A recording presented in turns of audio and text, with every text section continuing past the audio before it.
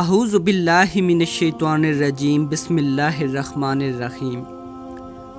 السلام علیکم دوستو، کیا حال ہے آپ سب کا؟ امید کرتا ہوں کہ آپ سب خیریت سے ہوں گے۔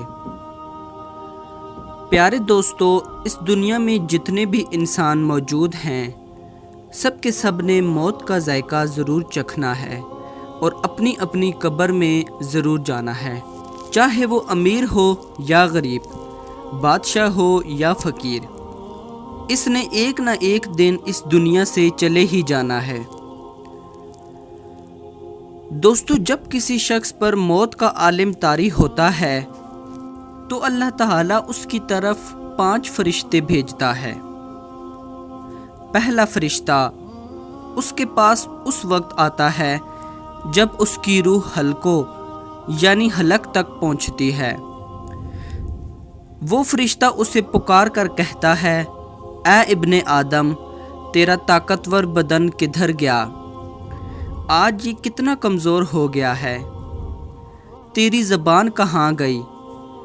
آج یہ کتنی خاموش ہے؟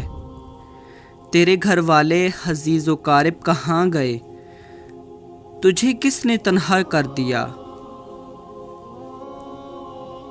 پھر جب اس کی روح قبض کر لی جاتی ہے اور کفن پہنا دیا جاتا ہے تو دوسرا فرشتہ اس کے پاس آتا ہے اور اسے پکار کر کہتا ہے، اے ابن آدم، تو نے تنگ دستی کے خوف سے جو مال جمع کیا تھا وہ کہاں گیا؟ تو نے تباہی سے بچنے کے لیے گھر بسائے تھے، وہ کہاں گئے؟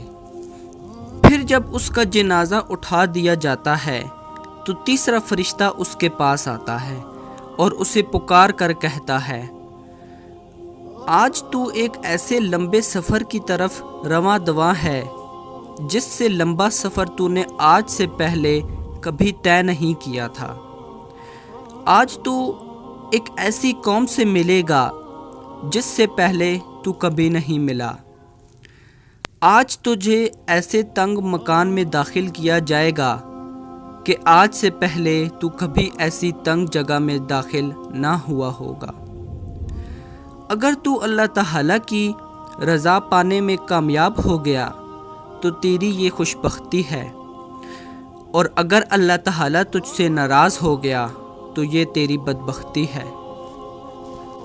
پھر جب اسے قبر میں اتار دیا جاتا ہے تو چوتھا فرشتہ اس کے پاس آتا ہے اور اسے پکار کر کہتا ہے، اے ابن آدم، کل تک تو زمین کی پیٹھ پر چلتا تھا اور آج تو اس کے اندر لیٹا ہوا ہے۔ کل تک تو اس کی پیٹھ پر ہنستا تھا اور آج تو اس کے اندر رو رہا ہے۔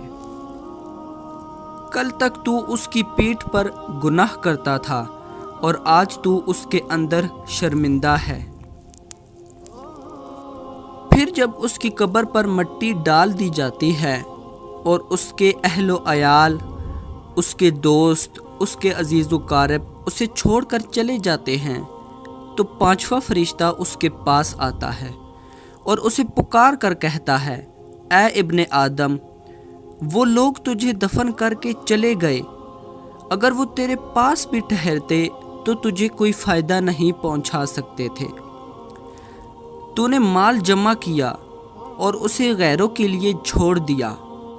آج یا تو جنت کے اعلیٰ باغات کی طرف پھیرا جائے گا یا پھر بھڑکتی ہوئی آگ میں دھکیل دیا جائے گا۔